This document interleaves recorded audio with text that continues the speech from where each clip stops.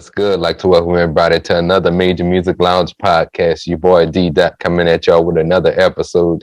Catch episodes of the Major Music Lounge podcast on all podcast streaming platforms, as well as you can catch the video here on my channel on YouTube. And you can follow me on Instagram at D._Major Music. Let me know you're from the channel. I like to support all the producers that, follow me back on my Instagram page. This is going to be a platform I created for just creators in general. So if you're a music producer, if you're a sound designer, app developer, we even welcome artists to the show, but just to get on, talk about some of the things that they're doing. And if you're out there involved in one of the things that I was talking about, definitely reach out to me. Would love to have you on the show. Today we're going to talk to Cal3vin, who's also a music producer. Met him through Instagram, and let's go ahead and get into it. I'd like to welcome everybody to the Major Music Lounge podcast. Your boy D Dot. Today we've got a special guest joined by Cal3vin, music producer. Met him actually through Instagram. Was really drawn to a lot of the work that he was doing on Instagram. So I'm going to talk a little bit about that. But what's good, my brother? Nothing much, not much. Appreciate it. Thank you. Just been chilling out so far. Yeah, man. I've been following, a lot of your work, man. And, definitely a pleasure to finally get a chance to talk to you. I know we kind of talked about it past couple of months and, finally our schedules lined up. So definitely, again, a pleasure to have you on, brother. Yeah, thank you for the opportunity, man. Oh, man, no problem, man. No problem at all. So let's go ahead and get right into it. As a producer, how long have you been making beats? So I actually started back in 2004. A friend of mine, he was doing, beat making. He was starting on a Cal3vin back in the, you remember them? Yeah. So yeah, this is when I was in the military, still overseas. We lived in the dorms, wound up meeting with him and linking with him. And then, I was just intrigued, like, what are you doing? He wound up showing me, how to actually make beats, but just on the Triton. So, I did that for a couple of years. Between that, in that stage, I wanted to get my own little setup as well. Okay. All right. Yeah, I remember when that is ironic you said it, because that's kind of, I won't say really when I got into it, probably a little bit after that, but I remember starting out production. A lot of people I remember around that time, around 03, 04, was just talking about, man, I got to get this Triton. I got to get this Triton. Yeah. And it just spiraled, and everybody kind of had that same sound around that point in time, man. So, it took me back when you said that. Now, I do notice you're mainly an iOS producer right now. So how did you get into producing on iPad? So originally I started out with MPC 1000 and a CDJ, and I bought an S950. But even with the S950, I didn't know what I was doing with, because I was brand new. So it was mainly just the 1000 and the CDJ, doing samples and flipping them that way. But I wound up getting married in 2006, 2007. So everything else went out the window, sold everything and wrapped it up for, doing the beats. But wound up coming back to the States in 1999. Pretty much was talking during the pandemic with my partner of mine that actually showed me how to do beats. And, he kind of challenged me, going back and forth and stuff. I was like, you know what? I'll outdo you on the iPad just alone. I was like, you don't realize, because he's more hardware as well. He has like, what was it? He had an MPCX. He had all type of keyboards and stuff like that. I'm like, you got all his equipment, but I'm outdo you on the iPad. So I kind of really wanted to show him, but then also prove to myself I can do stuff with the iPad. So I've been mainly with the iPad since the pandemic, really. Pandemic, probably said that a lot of people say it probably affected them pretty bad. It kind of got me back in, my first love, which was, beat making. So it helped out in there. Yeah. And then, that Beatmaker 3 is probably my favorite DAW to make beats on the iPad. And I would probably say, overall, I use a little bit of Machine too on my Mac. It's probably up there, I would say, with that as far as my workflow. And then other things like I'm still on the MPC with the MPC one But kind of going back to you using the MPC 1000, I did get a chance to use the 2000 Excel at one time. That was kind of my first experience using hardware, and I like to be creative in a whole lot of different places. But I always say to anybody who's looking to get into production or might have just gotten into production, if you started out on the software side, at least try some hardware out, for one time, or vice versa. If you're into hardware, try some software. Because like I got into iOS production after seeing people at a iStandard music producer conference years ago started making beats on that. At that time, it was Beatmaker 2. And I once I did that, and I put some of those instrumentals on an album that released around 2016, 2017. And it made me see like I can be creative here on the iPad. And then you got other like major producers like Madlib who did Bandana from my iPad, the whole project he was talking about. So I think iOS production has came a long way, and I think a lot of people, I can remember getting into production, how much money I used to save, 1,000, 2,000, maybe even more just to buy a Mac. Now you can get. That's the thing too that kind of brought me to doing iOS. So I was like, I don't want to buy a bunch of hardware. I was like, if I can do all this stuff through the iPad alone and use the plugins, the AV3s, I was just like, I'm good. I don't need to buy all these keyboards and this and that. And I was just like, I don't want to be stacked with none of that. I just want to be as simple as possible. But then at the same time, too, I can go anywhere. Like tomorrow, I got a car appointment.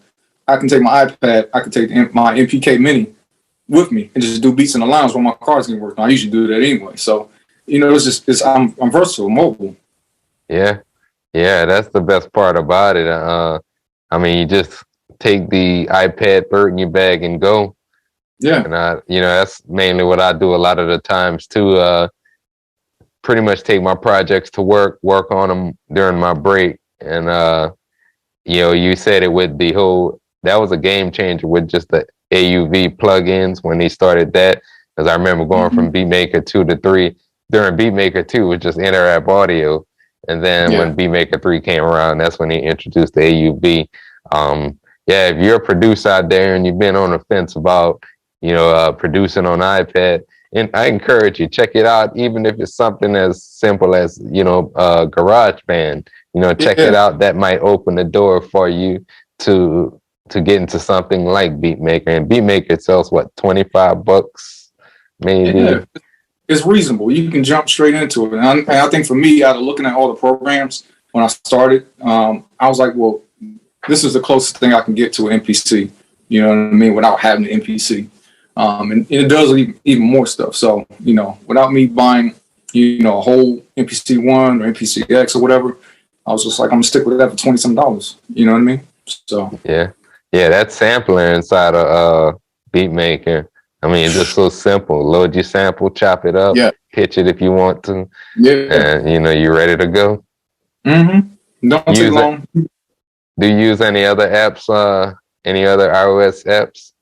So, as far as for I use numerous ones on the iPad for iOS.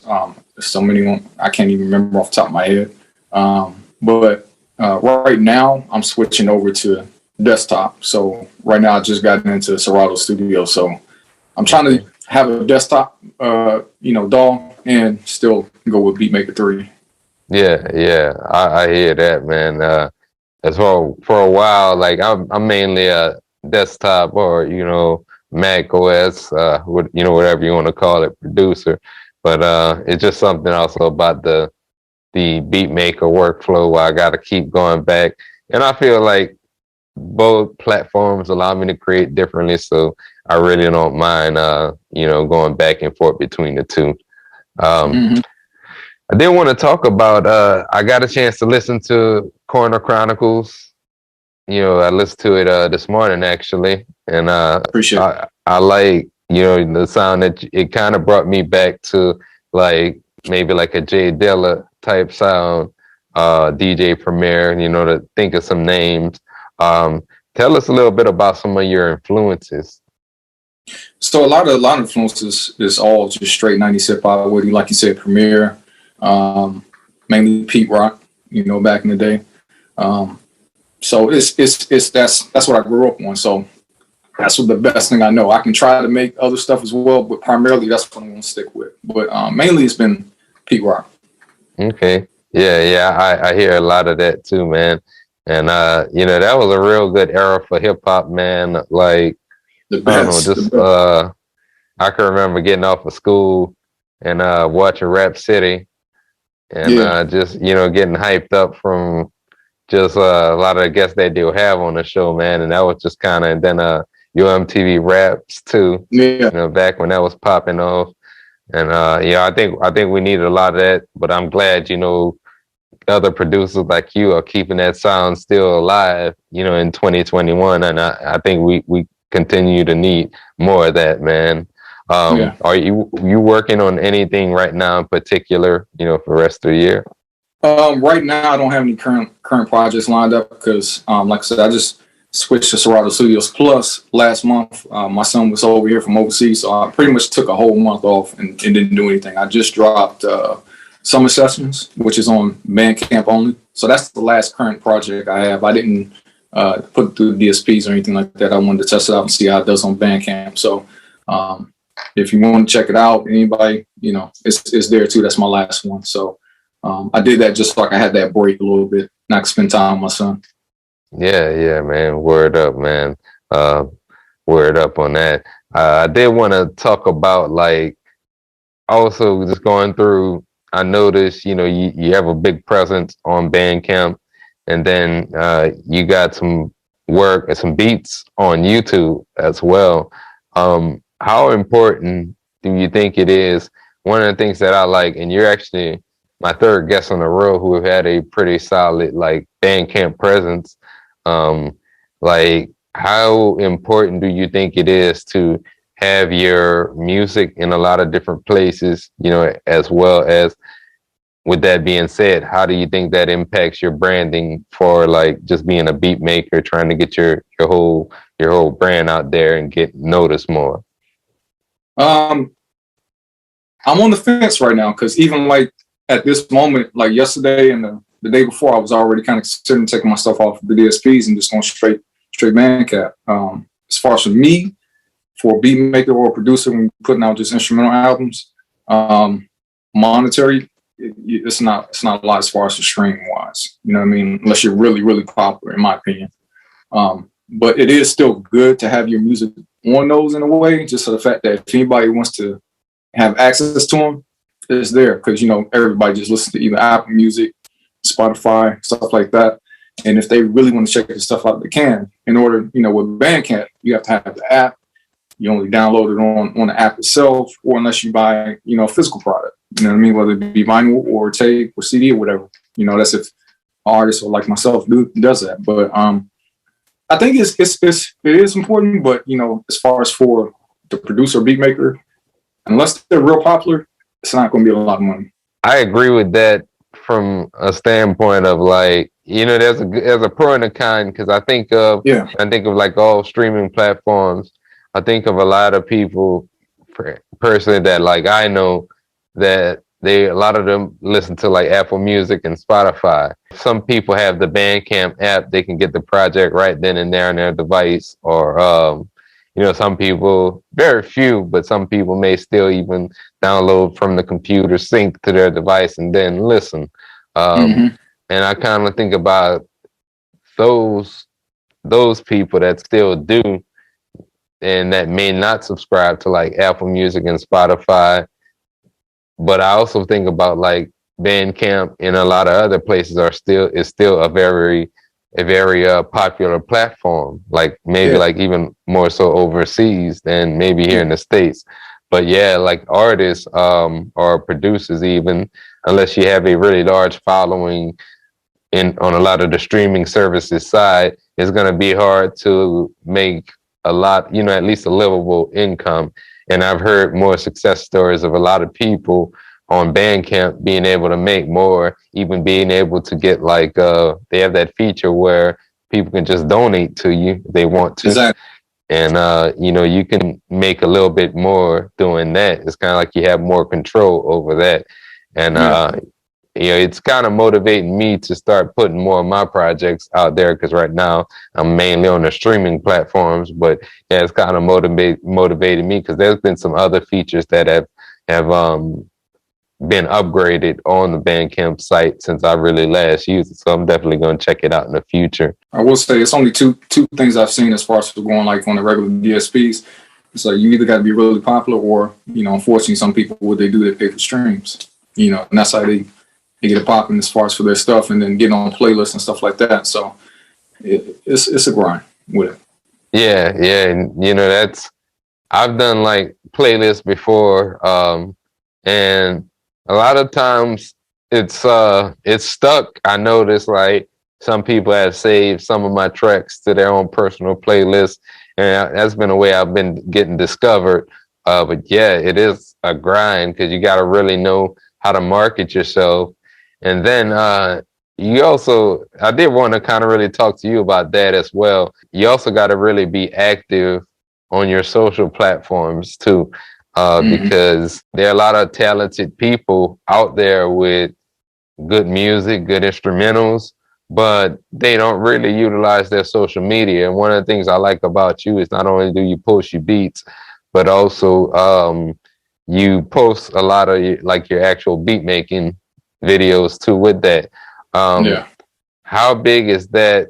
You know, I guess you could say, how big, or how would you say that contributed to you building a following with your music? I think it's real big, because I thought about this the other day too regarding that, because when I started out, I didn't want to be in front of the camera at all. I'm introverted like crazy. I didn't want to be in the camera. I didn't want my voice on anything, nothing. I even had a what they call it. I think it's not suing, but I went under another name just so nobody knew it was me.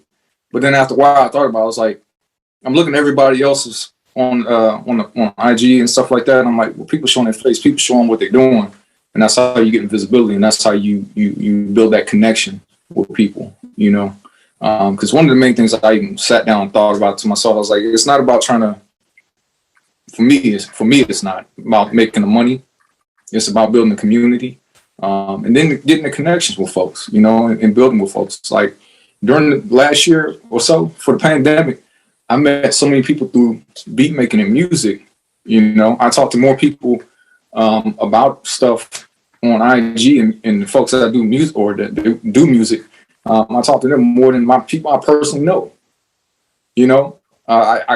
So that's and that's what I want too. You build that connection, you vibe with folks, you help each other out in the end. Because I've been helped out with stuff before, like specifically with DJ Matty Light in Chicago.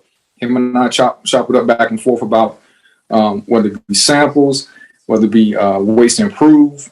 He sends me stuff like, hey, what do you think about this? How does this sound? I shoot it back to him because it's another ear. So that's the main reason too why I decided, let me just go ahead and get on there and show my face. So if I look awkward, that's what it is, because I'm like, I don't really want to be on camera. Man, you trust me, you are not alone. Like, I, believe it or not, am very much the same way. Like, I remember going back probably a year and a half ago, right before the pandemic, because I had been having a YouTube channel actually probably for 10 years, but I never really got active into posting, except for probably right before that pandemic. Other than that, it was probably, I might upload one video every couple of months or something. Yeah. But, I had uploaded an MPC video around that time. It was a tutorial in sampling, and I saw like people were going through. I probably had 500 views in maybe a month, and for me that was big at that time. And I can remember my girlfriend was like, continue to release beat videos or tutorials. And I'll just continue to roll with it. And next thing you know, started building a community. And before, I was very shy. I wouldn't want to get on YouTube. Yeah. And this was also kind of what led me to doing a podcast is, like you said, we talk about this stuff amongst each other a lot. And I was like, why not create a platform where we're talking about production? And not only that, it's like my job too, away from, production. I have to do similar things. I have to do presentations. So that kind of changed me as well, opposed to how I was before. So it just, it allowed me to build my community. That's how, in fact, how we met. I think it might have been maybe when I did the Beatmakers Squad or the Misled interview, one of those two. Kind of started following each other then. And it's a lot more people I kind of met that way. And it just seems like the domino effect that helped build my community as a producer and just also some of the other things. I am an artist too. So you definitely want to be active on social media and don't want to just stay, keeping your beats in the lab privately because staying to yourself, it might take you a little longer to build community that way and be a lot harder for you to do. But, I see a lot of talented cats that let that fall by the wayside. Oh, yeah. Trust me, to get my partner that, kind of challenged me during the pandemic about beats, I was telling him the same thing. Like, man, you got all these beats from years and years. Even just now, I'm like, go ahead and put it out. I'm like, what's the point of sitting on? You got hard drives just sitting over there. I don't know if it's just criticism, if he's worried about that. And I was just like, look, man, if it sucks, it sucks. It is what it is. Music, what I found out last year, is just so subjective. What you might think is garbage, the next person might say, okay, man, this is some hot shit. So you never know. So yeah, definitely don't sit on music. Get it out as much as you can. You gotta give yourself a shot. You definitely gotta give yourself a shot. Man, I did want to ask any kind of shout outs you want to give, while you're on here? Like I said, shout out DJ Matic Light in Chicago. Like I said, I talk to him a lot. I will say to the We Sample Everything, Beatmakers the Squad, all those guys, thank you for y'all podcast and what y'all do. Because me coming back into beat making without even realizing I was watching Beatmakers the Squad. I was watching Cheese stuff, trying to learn Beatmaker 3. So he's a part of helping me getting into that. So like I said, salute to them guys. Yeah. Always. Definitely shout out Beatmakers the Squad. I can remember he was actually following I had an old Instagram, and I remember I met him through the hashtag iOS production. Ended up following him, and at the time again learning Beatmaker 2. And then I remember how he was started posting those Beatmaker 3 videos and a lot of stuff, man. Pocket Operator. Just a lot of his MPC tutorials as well. If you're a producer out there that's new to iOS beat making, or want to learn more about iOS beat making, definitely recommend following Beatmakers the Squad. We sample everything, and shout out to Misled as well. Definitely like what they're doing over there. We sample everything, and had them both on the show, and gotta definitely stop and chop it up with them on their show. Man, look, brother, it's been a really good time, chatting with you and, talking about some production and, long time in the making. And want to let you know, man, keep doing your thing, and you're welcome on this platform anytime, man. Anytime you got anything going on as far as any projects coming, or, you're doing something new with the YouTube or the Instagram channel, you're welcome to come on and talk about it, man. This is a place for producers and creators to come on and talk. And, I wanted to create that platform for everybody to kind of, get their word out on what they're doing. So I really appreciate it, man. Thank you for your time, and then also to the opportunity to be on the podcast, man. Like I said, keep doing your thing with it. I am definitely watching as well too. I appreciate it. And real quick, give your Instagram and where everybody can find your music at. So Instagram is at Cal3vin_. Should be the same for Twitter as well. I'm not really on Twitter too much. I'm not a big Twitter fan. I'm more IG. So I need to get back on. I'm bad at that. Oh man, I feel you. I would say 50-50. I kind of left that Facebook alone, man. I couldn't do that no more. I don't even do Facebook at all when it comes to music stuff. I don't even do that. I got my personal one, but then I'm barely on that. I'm only on Facebook for like memes and stuff for my personal one. That's it. Yeah. Everybody posts on memes, and then that's it. That's it, man. That's it, man. Hey, man, it was definitely a pleasure having you on the show, man. And, have a blessed afternoon, man. Yeah, you too. Thanks, like I said, again for the opportunity and your time. Appreciate it, man. This has been another edition of the Major Music Lounge podcast. Joined with the homie Cal3vin, and we are out.